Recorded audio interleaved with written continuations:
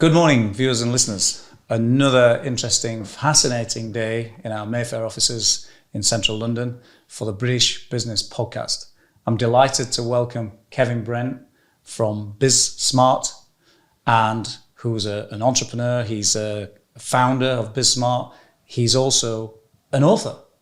He's an author of a book that's called The Entrepreneurial Scale-Up System. I'm going to find out all about Kevin and what he's done in his journey. And so welcome, Kevin. It's fantastic to have you with us today. Brilliant. Thank you, Michael. It's great to be here. Fantastic. So what I'd like to ask you first of all is, what is it that you do and what's the journey been like to get to where you are today? Okay. Well, fundamentally, what we do is we work with business owners and we help them to scale up their businesses and to create a valuable business so that when they eventually come to exit, which we all do one way or another, willingly or not, that there is something to exit from, and that we've got a choice then, we've got options at that point, rather than simply having to close the door on the business or have a fire sale or something like that. And so BizSmart, how do people know who you are and where would they find you? They can find us in a number of ways. Probably the easiest ways to do with the book. So there's a website called esusgroup.co.uk. And if you plug that in, so the ESUS is the abbreviation of the Entrepreneurial Scale-Up System. That's Excellent. What that is about. So esusgroup.co.uk, they can find all sorts of things there to do with us. It's probably the easiest way. Fantastic. And so the journey in terms of getting to this point means that you're able to help these businesses in what regard? Yeah, in all sorts of ways. So I've had the traditional business background, big corporate background, strategic amount of consulting, MBA, all of those wonderful things. Although I started off in the Air Force, so completely different as a pilot within the Air Force. So that's my background. But then I went into setting up my own businesses. So I founded and exited from 4 businesses up to this point, and I set up BizSmart in 2012 with the aim then of understanding and helping business owners to understanding why businesses don't scale. Because one of the stats that really stood out for me is that only 4% of businesses in this country scale beyond 10 employees. Wow. And less than 1% scale beyond 50 employees.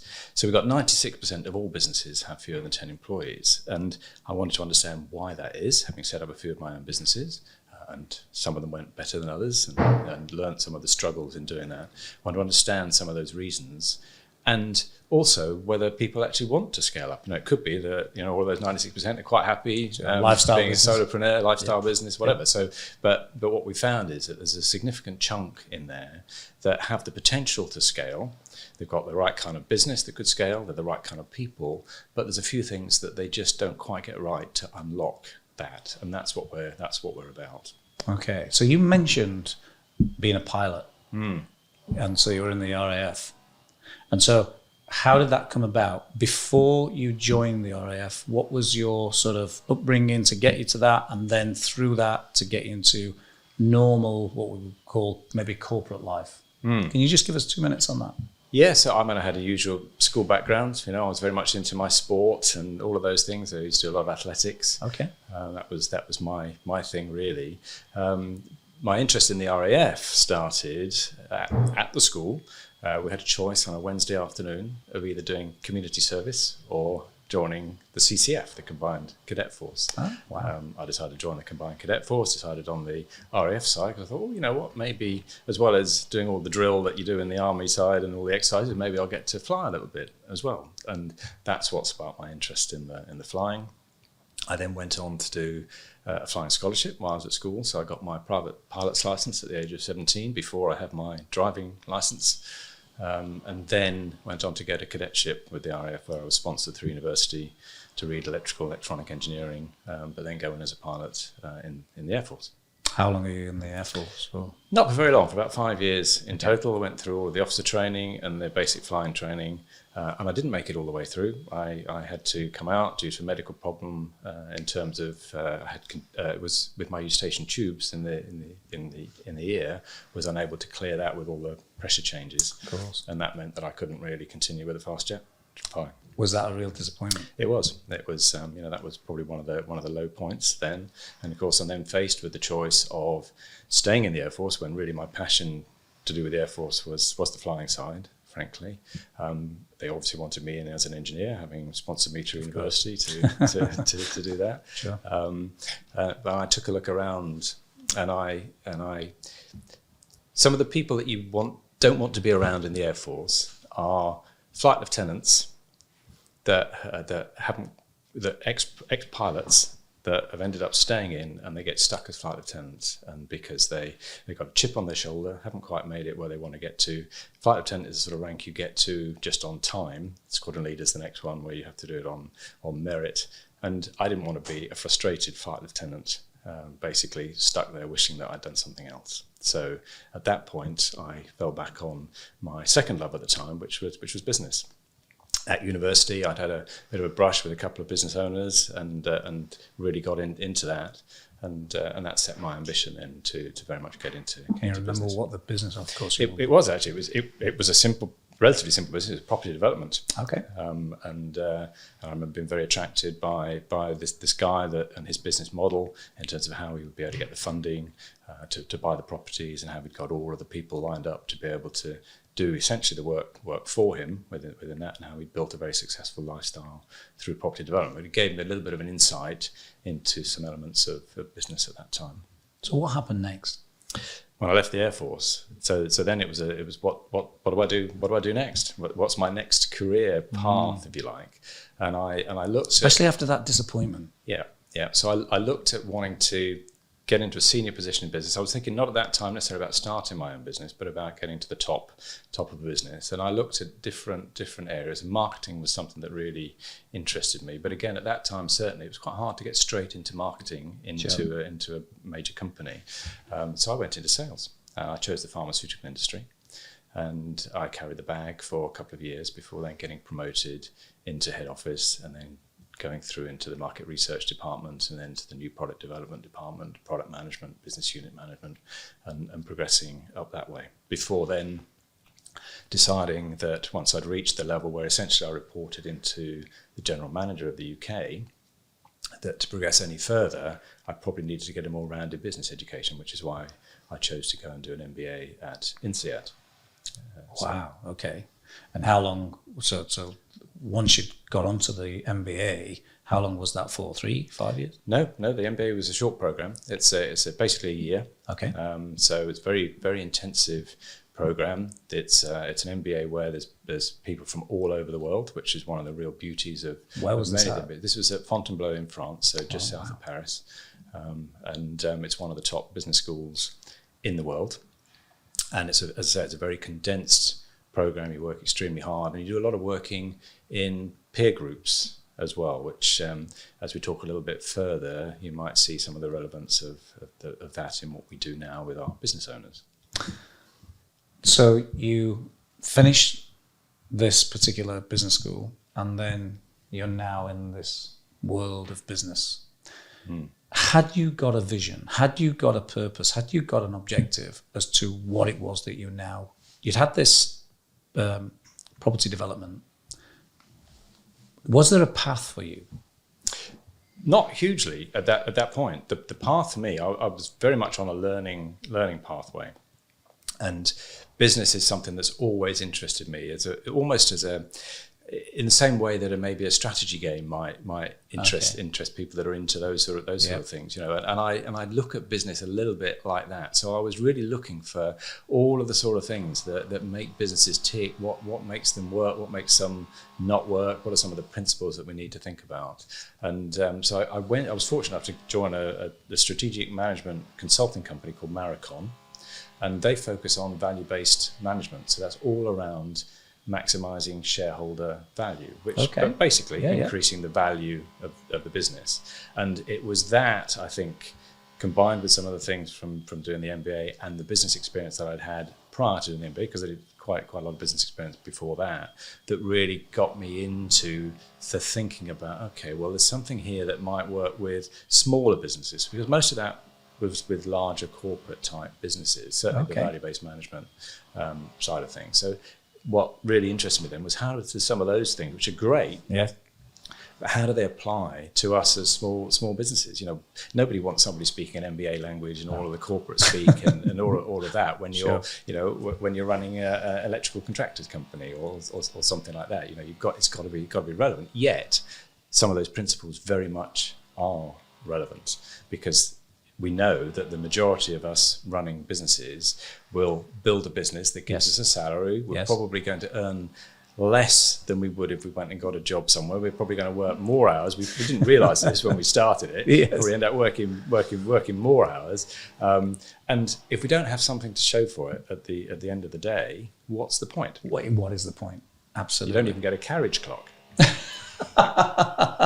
That's a great line. I'd like to say that. I'd like to say that as my own. Great line. Okay, so how did BizSmart come about? What was the thought? And so you got to a particular point in your life and you thought, now's the time for me to found this business idea that I can now go to businesses. Yeah, it wasn't quite as straightforward as that, actually, because I took time out from a business. I just got made redundant, and I built my own house. And so I spent 2 years building my own house, and it was while I was doing that, and then thinking about what am I going to do when I finish the house, and that's what started me thinking. Okay, you know what? One of the things that drives me that I'm really interested in is this business. Can I pull together and bring together a lot of things that I've learned over my career and all my experiences, including the RAF, and bring that into supporting business owners? And as I say, it was when I discovered the small percentage of business owners that do manage to successfully scale that made me think, okay, maybe there's something in here, and if we can have a real look at it and explore it, maybe I can bring something of real value to business owners. So when did that start? What was the year of that start? So 2012 was when I started BizSmart. And that's been running all the way through now, so 10 years. Yeah, so we worked with just over 1,000 businesses in that time. Wow. From one employee right the way up? Yeah, typically we work with business owners with between 3 and 30 employees. 30. That's the sweet spot for us. That's where all of the principles that we talk about will work with any size of business, frankly. But one of the things that we do with our business owners is we work in small peer groups. So you may have referred to them as mastermind groups. Okay. We call them smart boards, but we match up great business owners in different stages of their scale-up journey together, and we take them on a journey. And by working as peers then, that means that we're accessing the collaborative thinking for a start and the experience of the combined group. People will have had different experiences at different stages of that journey, and they can help each other. So that's one of the things that we do a little bit differently from other people, I think. So what would be the success factors that you're looking to deliver for those business owners? So we're looking to help them ultimately to create more value in the business. But what we hear they get out of working with us, first of all, is inspiration. They get rekindled, because quite often if we have started the business, we may have started with great big plans of world domination, or we may have just started with slightly lower ambitions. But we get caught at some point, and we either hit a plateau, or we actually talk about it as a valley of death, and we get stuck in those because people don't realise that there are growth. Scaling a business is not just a straight line or even an up and down sort of wiggly line type growth. It's a series of stepping stones. And if we don't think about it in that way, and we don't plan in between, we can get stuck in one of these valleys in between. So that's a key part of what we're about. Wow. Pricing for that, is that difficult? For us? Yeah, it is. And this is one of the challenges that I think we face, and business owners face as well on the flip side of it, when we're looking at supporting business owners. Because if you think about a big corporate, they'll probably not think twice about taking on a McKinsey or a BCG or somebody like that, and paying the day rates that they would have to pay that. You talk to somebody with 3 employees, they're not going to pay £2,000 or £3,000 a day for somebody to come in. But equally, as somebody trying to support them, we want to be able to have a business model that works for us. So that's another reason for the peer working, in that means that the business owner gets all of the great things and gets the impact that we want, as well as access to other great business owners, not just reliant on me or one of my team and how much I know or we know, but actually all real practical experience from other business owners. But without necessarily paying the earth for it, because the costs for that time are shared across 6 other business owners if it's a group of 6, for example.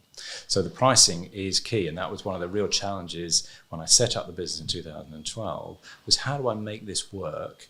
But so what's my own scalable business model? Yep. Because we're on our own practice what you preach. Exactly. So it's got to work for us as well as have real impact for the business. So what they're getting out of it, they get a huge amount of inspiration from the groups as well. They're improving their leadership. 100% of people that we surveyed, I sound like one of these cat food adverts, but 100% of people say that they feel more confident in their leadership ability. They've got more, and they're more inspired to achieve more than they did before. So those are side benefits in a way. In terms of those that are really interested in the numbers, then we're increasing profits by typically within the first year to 18 months, and we'd looked at this going back with businesses that we work with. They're increasing their profits by about 26%. Sorry, their turnover by about 26%, and their profits by 39%. And that was pre-COVID, but even over COVID, they're increasing their profits by about 19% across the groups that we work with, and that outperformed a similar group of businesses that we looked at that weren't on a program like ours. So they're increasing that, and we aim to help the business owner to increase the value of their business by a factor of 2 if they're working with us for at least a couple of years. And that's a combination of working, yes, on the financials, on the profitability of the business, but also then on many other aspects of what make up a scalable and valuable business. So what would somebody looking in from outside, either an investor or an acquirer, be looking at and be interested in that business? And what I don't think many business owners in that sort of range are thinking strategically enough and thinking long-term enough about building the value of the business. So that's one of the things that we aim to help them to do, is give them that framework for better decision making, so that they're thinking about things about the scale-up journey. They're thinking a little bit more strategically, and I know that's a bit of a corporate sort of word, but it's not that complicated with it. But it's actually having a mindset that is more than just the day-to-day, and having a salary come out of it. In it rather than on it type of thinking. That type of thing. That's part of it.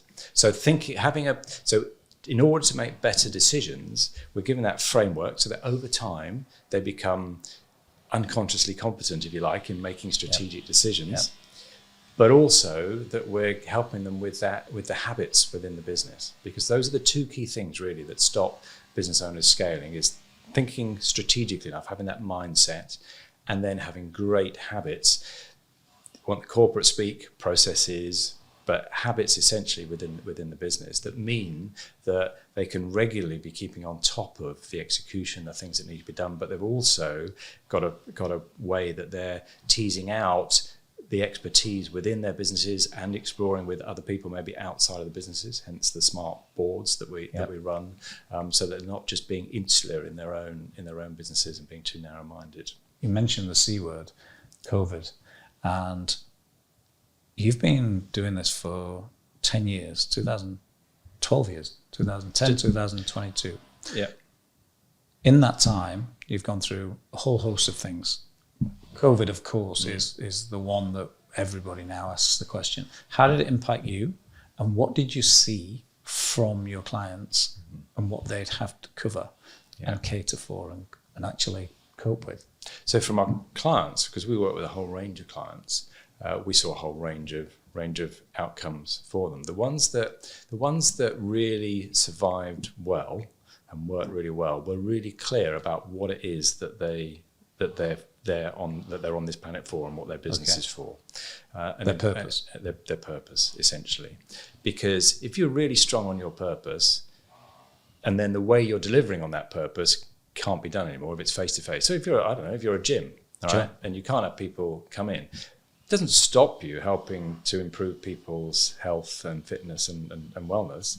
You've just got to think of different ways of doing it. Sure. Whereas those businesses that didn't really have that strong sense of what we're about went, oh, I can't do that. So I'm either going to shut up shop, Sure. or I'm going to jump to something else. And in fact, the businesses that came out best out of the pandemic were ones that really focused right down on the things that really make them different, rather than we saw some examples of people jumping to doing all sorts of different things. And yes, people could make a quick bit of money, perhaps. The pivot doing word. that. Well, not necessarily the pivot word, but it's almost more like the bright, shiny object thing. Okay. It's, okay, there's something over here that we could do that would temporarily make us a bit of money. Yes, it might have got you through a little bit, but really probably not helped in the long term. The ones that really came out strongest and then were able to really launch again after and accelerate their growth were ones that really niched down into what really made them different, where they had not just the passion for what they were doing, but they could show that they were actually really, really good at that. And of course, that there was an element of, there was the right business model with it that made it work. And were you best positioned? Because it sounds like you were best positioned when that happened. Did the phones ring off the hook? We were, yeah, we almost doubled our business Wow. over lockdown.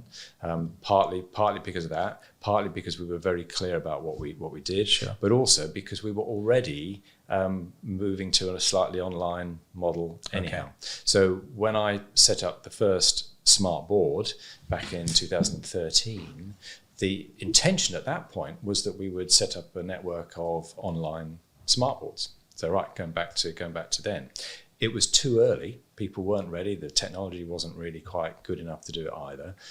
So we ended up with a kind of a hybrid model from the start, where we meet monthly, but 2 of those meetings in a quarter are online, and the third one, every quarter then is a physical meeting. So we had a hybrid kind of approach right from the start. So we were able to switch across nice and easily to fully online. During that work, we were doing quite a lot of support with the local councils and things as well. So there's some funded programs as well that we were able to access some funding for the businesses that we work with as well, which helped over that period of time. So we were able to move quite seamlessly, really, into an online, into a virtual model. And we've kept all sorts of elements of that going as well. Did you lose since any then. clients in lockdown?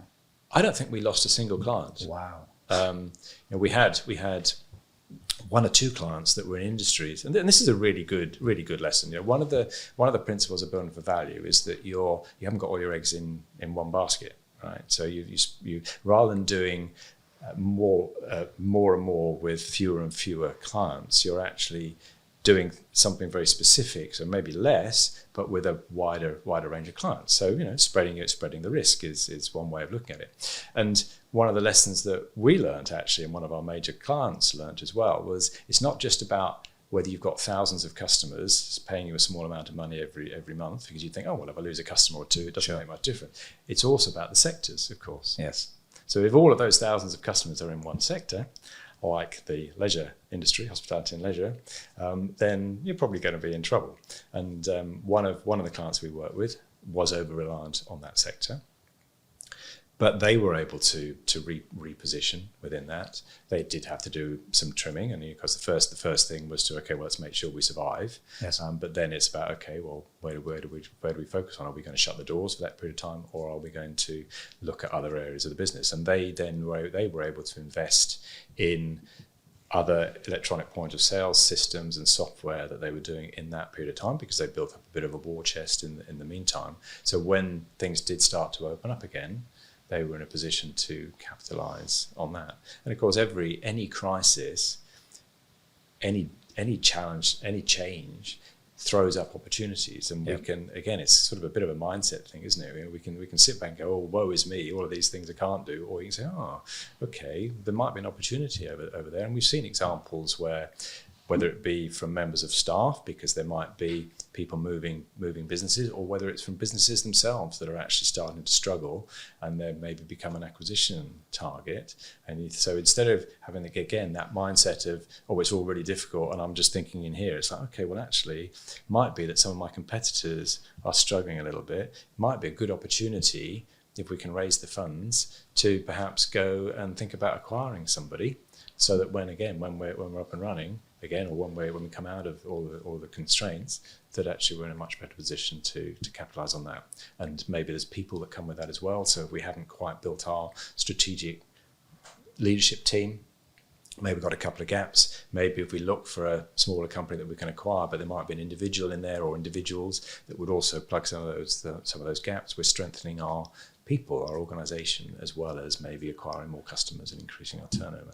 You mentioned people, and I cannot, it will be remiss of me not to mention the issues and problems that my guess is that most businesses are having right now. Yeah. How are you seeing staff retention, team engagement, team even recruitment? Yeah, and this is your area of expertise, isn't it? Very Much. Much. How are you seeing it for your clients? Yes, well, it's a challenge, a huge challenge in all sorts of ways. First of all, in finding people. So people that are just doing the basics and maybe think, yeah, okay, we need a new member of staff now. It's been quite difficult to actually find people, and the number of applications for job ads have reduced quite significantly. And then also, as you say, that retention and engagement become a real thing. If we know it costs a lot of money for every new hire that we have to do, or every bad hire that we make, right? And I know you've got some stats on your LinkedIn profile, and we use those sort of things all the time, because the cost of a bad hire is much more than you want to think about. Really. So that engagement and retention piece is really important. And of course, if we are working a bit more remotely as well, then a lot of businesses are facing that challenge of how do I now get that engagement going with people that are maybe not in the office 5 days a week, maybe they're not even in the office 1 day a week. How do we do that? But yeah, so we're seeing lots of those challenges. But again, it's the people that look at it as, that's a challenge. How do I solve that challenge? What are the things I need to think about? And they actually spend time thinking about it, working with other people to come up with some of those solutions.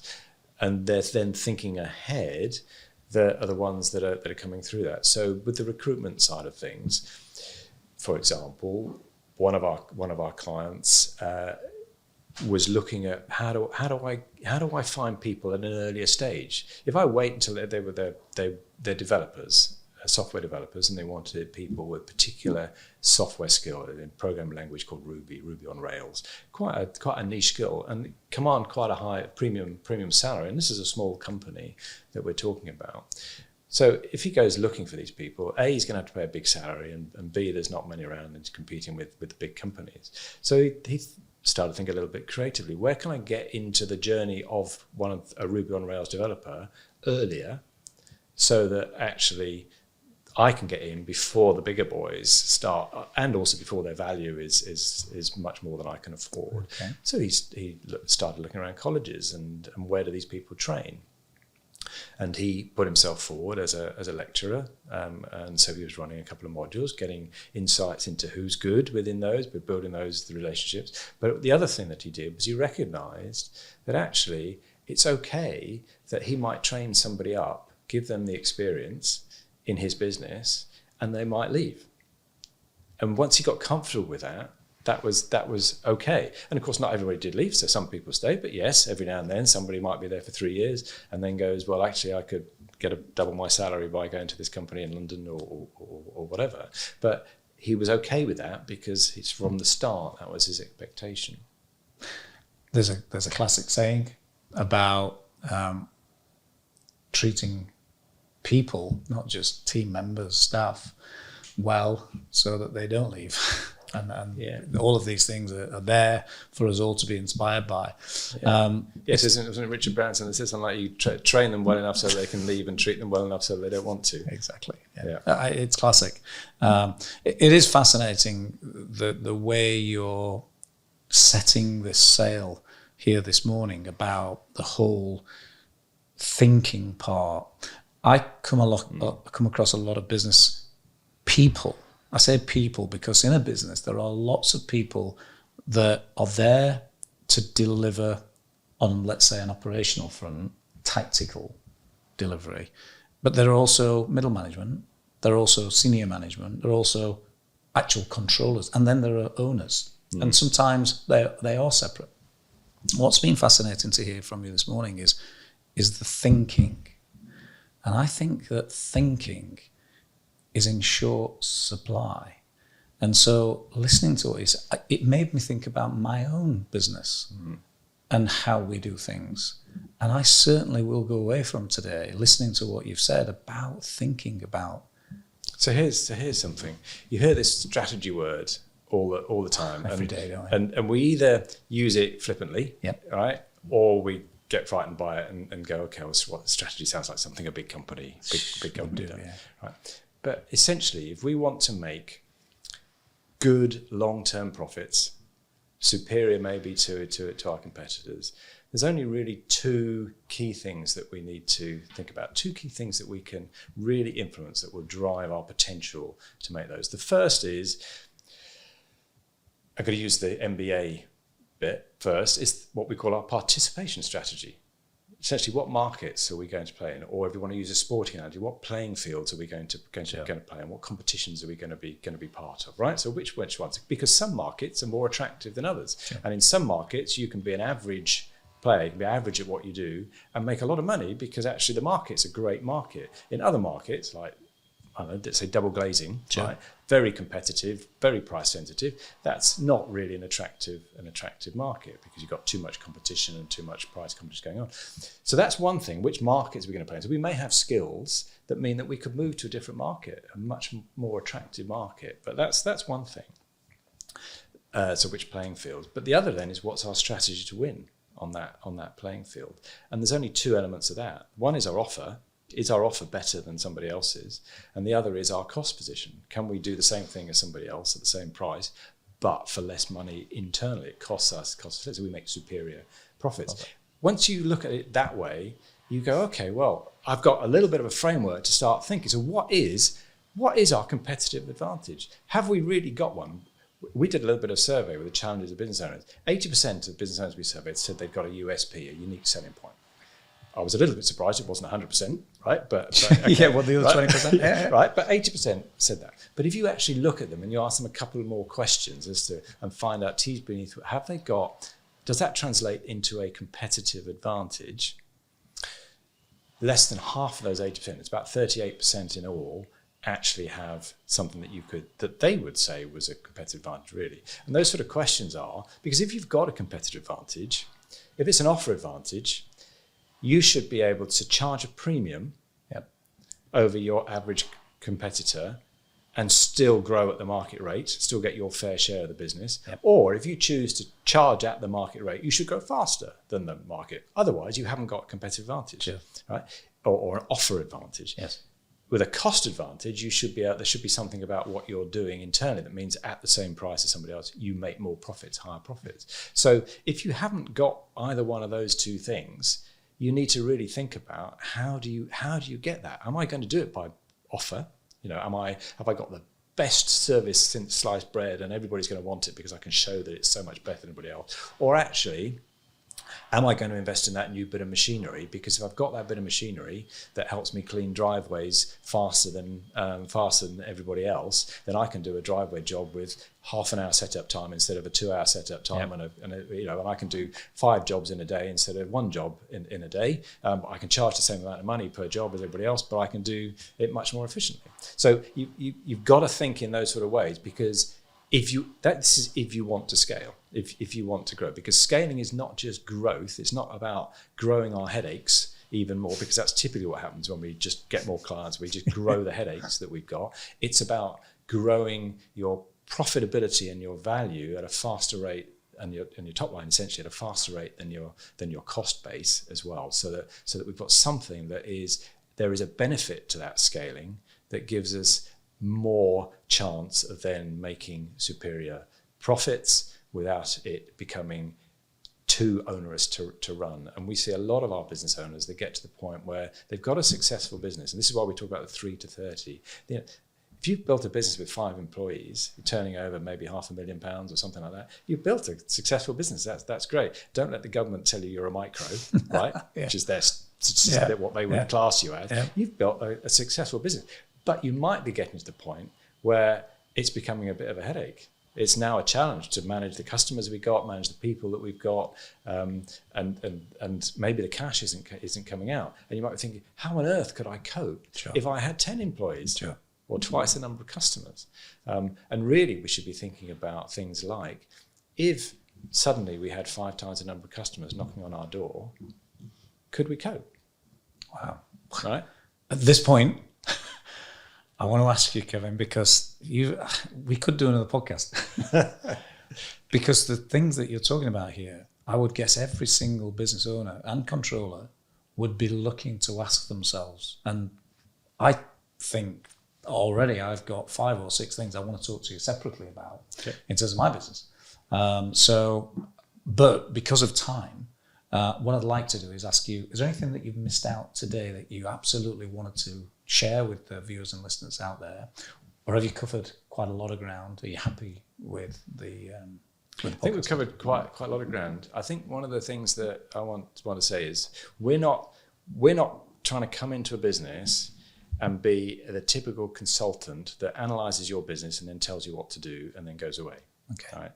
What we're about is trying to help the business owner to then be able to make these decisions themselves. So you probably know about the consciousness sort of pathway, where if we're starting off doing anything, and business is the same, when we start off, we're unconsciously incompetent. Yeah? We just don't even know that what we don't know. I'm going to sound like Donna Rumsfeld, but right, we don't know what we do. But we start off as unconsciously incompetent. We then gradually realise there are things that actually, So we start to become consciously incompetent. So we realise then, and that's what we're trying to get people through what we do and through all the regular work we do in the peer group, is change the thinking so that they start to become consciously competent initially.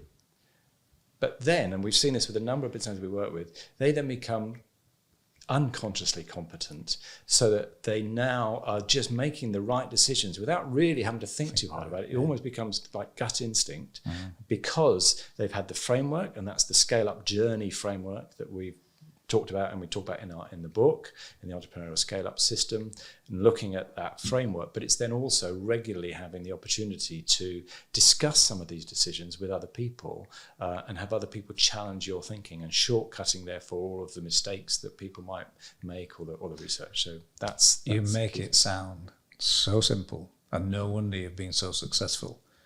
It's been fascinating listening to you today. As I say, we could have done easily another podcast, but unfortunately time is upon us. And it's been an absolute pleasure. Thank you very much for having me on. Kevin's fantastic. The book is The Entrepreneurial Scale Up System. Yep. And where can people buy that? So you can buy it on Amazon, all the usual places. There's also an audio version of it. If you go to esusgroup.co.uk, so that's esusgroup.co.uk, you will find all the details that you need to do that. Well, I'm a huge Audible person, so I will be buying that when I get home tonight. Fantastic. Kevin, thank you for coming in today. Thank you very much indeed, Mike. Viewers and listeners, another fantastic podcast. I hope you agree, and until next time.